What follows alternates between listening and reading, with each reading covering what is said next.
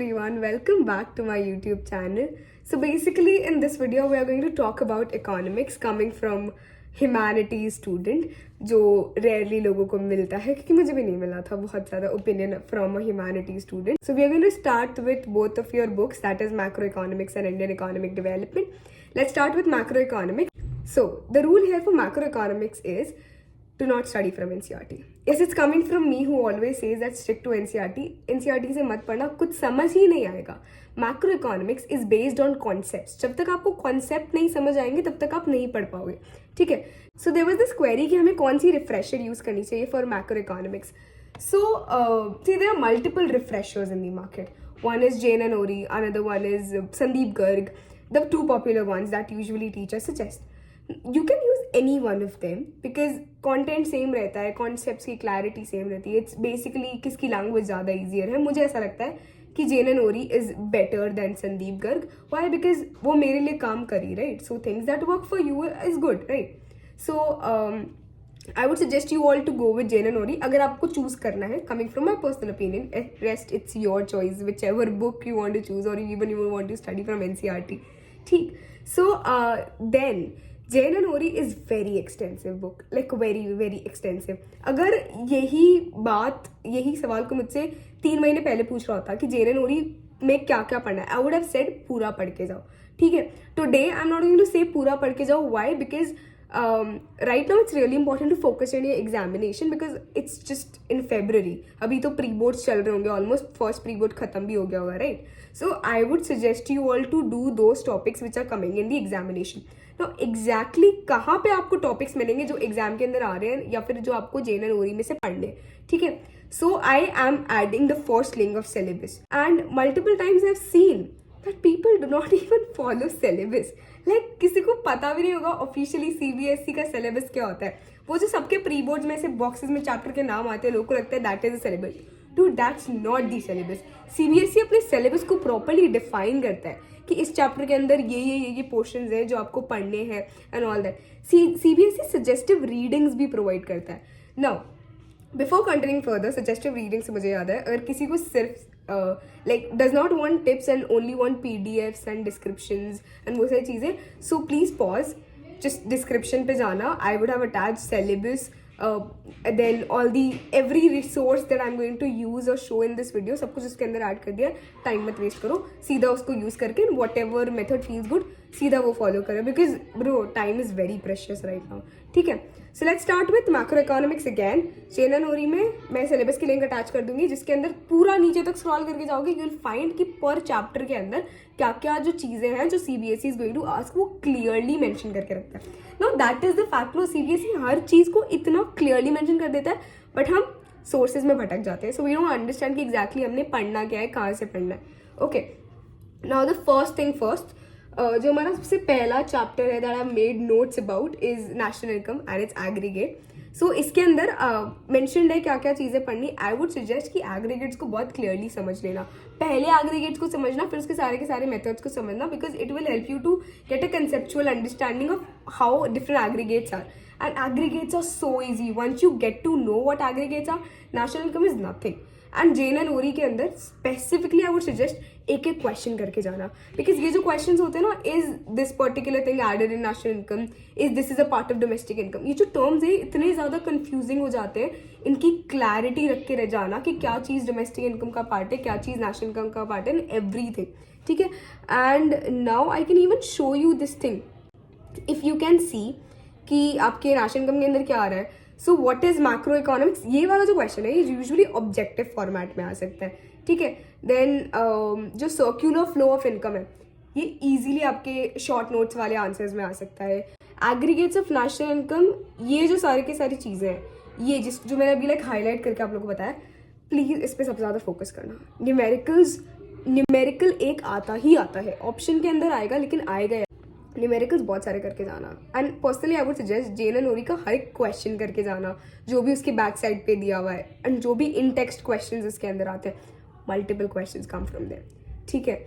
Now the next thing that is money and banking. देखो, if you can see on the screen I have highlighted things and okay wait in this particular money and banking ये जो सारा का सारा चीज़ है ना, I don't understand why people don't realise before studying. भाई सिलेबस तो पूरा ढंग से पढ़ लो, ये जो सारी की सारी चीज़ें हैं ये क्लियरली मेंशन्ड है। तो आपको जो एक सवाल था कि जेनरल नॉलेज से एग्जैक्टली क्या क्या पढ़ना है, बिकॉज इट्स सो एक्सटेंसिव, बस इन हेडिंग्स के अंदर की चीज़ें पढ़ लो, दैट्स इट। इसके बियॉन्ड कुछ नहीं आना है।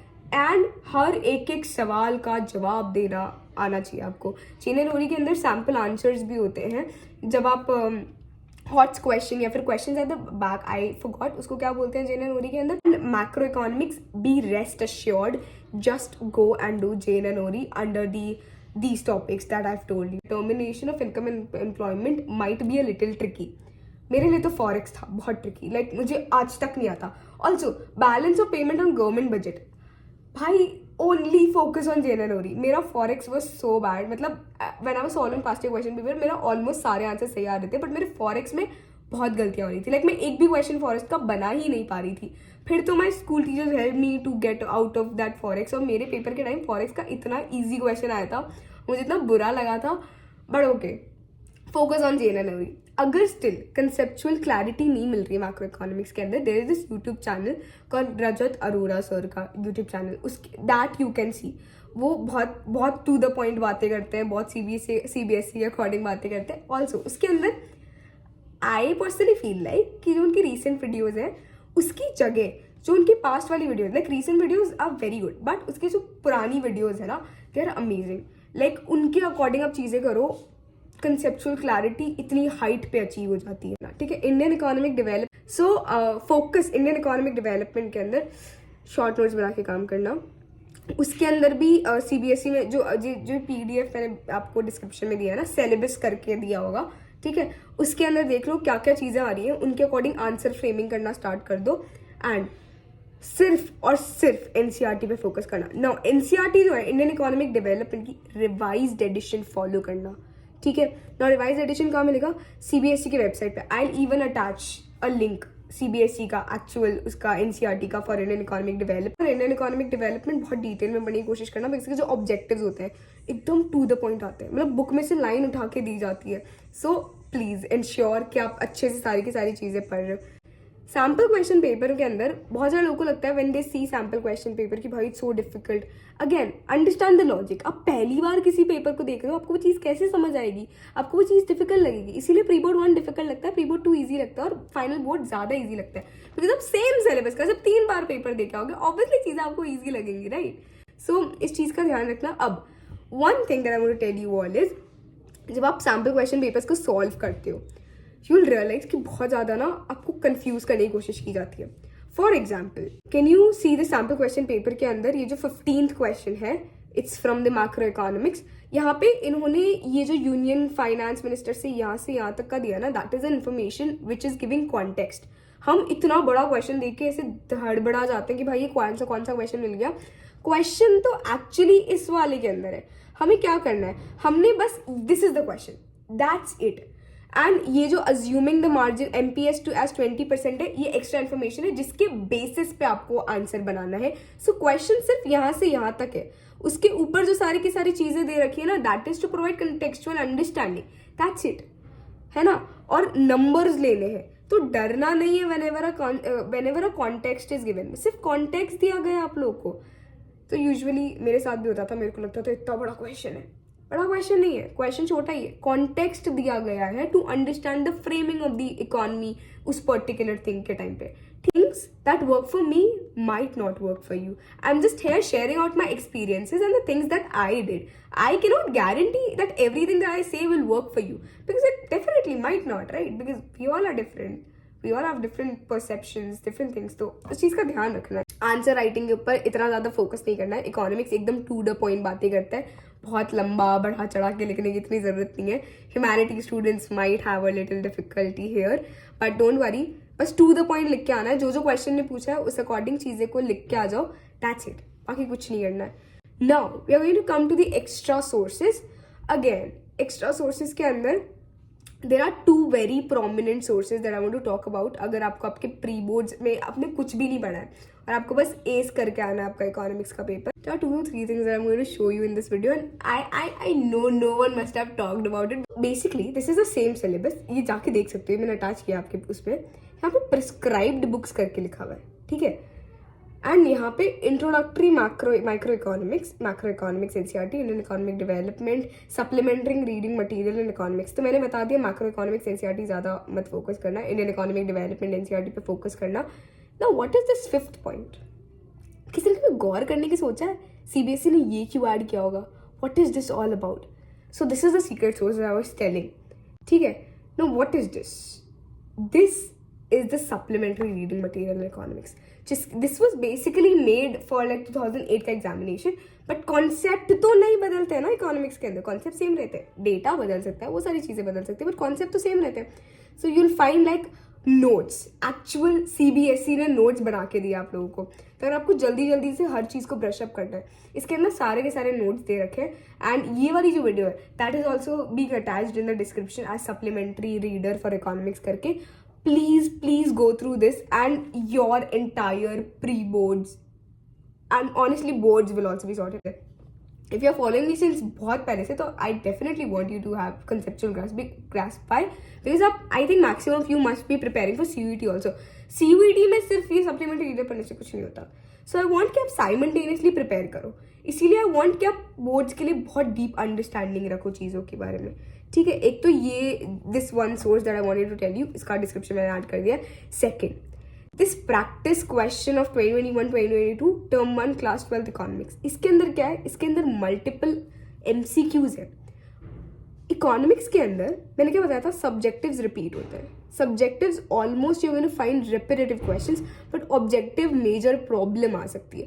तो इसके अंदर 30 ऑलमोस्ट 40-50 समथिंग कुछ क्वेश्चंस दे रखे हैं with their answer keys.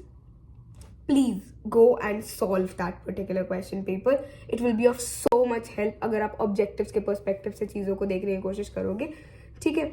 Now आपको ये जो सारी की सारी चीज़ें हैं ये कहाँ मिलती है? भाई मैंने ये बहुत बार बता रखा है, सिर्फ CBSE एकेडमिक्स वेबसाइट पे जाओ, उस वेबसाइट को लिटरली पूरा छान मारो. There are so many sources. And ये पता है मुझे कब स्ट्राइक किया था? कि मुझे स्ट्राइक किया था when everyone in my class, like every teacher used to say solve PYQs. So I thought अगर हर टीचर इतना PYQ के बारे में बोल रहा है, मतलब everything is available on CBSE. And one thing that you need to understand is not every school is equipped with amazing teachers, not everyone has amazing resource, but India has a centralized education system when it comes to CBSE. सब एक ही board से पढ़ रहे होते हैं, almost सबकी किताबें same होती है, तो सबका सिलेबस भी सेम होता होगा, ऑलमोस्ट क्वेश्चन भी सेम होते होंगे, बिकॉज कितने टाइम से पेपर्स कंडक्ट हो रहे हैं, कितने नए क्वेश्चन बना लेंगे हम same question paper same syllabus से? ऑब्वियसली बहुत सारे नहीं बना पाएंगे. So everything is available on CBSE academics का website.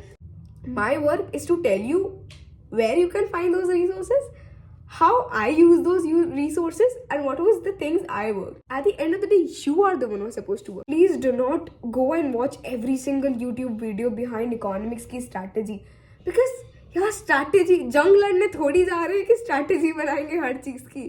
There is nothing called strategy. It's just like some things works according to you and some things do not. That's it. तो आप लोग के एक्सपीरियंसेस जान सकते हो.